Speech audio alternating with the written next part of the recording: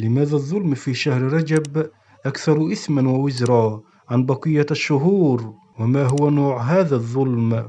الظلم في الأشهر الحرم أكثر إثما ووزرا من الأشهر الأخرى، والأشهر الحرم 4 أشهر، وهم شهر ذو الحجة، وشهر ذو القعدة، وشهر محرم، وشهر رجب، لأن الله تعالى خص الأشهر الحرم 4 بزيادة التحريم وتجديد النهي، حتى لا نقع فيما وقع فيه الجاهليون من انتهاك لحرمة هذه الأشهر. قال تعالى: فلا تظلموا فيهن أنفسكم.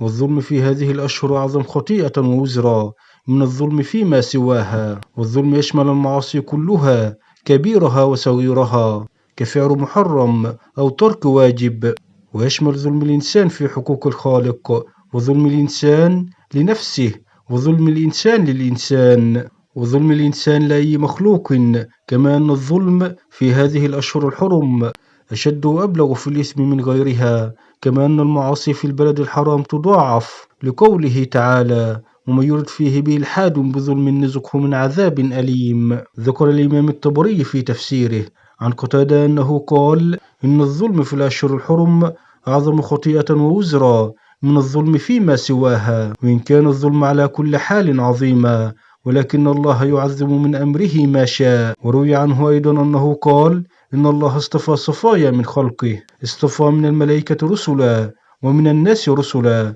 واصطفى من الكلام ذكره، واصطفى من الأرض المساجد، واصطفى من الشهور رمضان والأشهر الحرم، واصطفى من الأيام يوم الجمعة، واصطفى من الليالي ليلة القدر. فعظموا ما عظم الله، فإنما تعظم الأمور بما عظمها الله عند أهل الفهم وأهل العقل.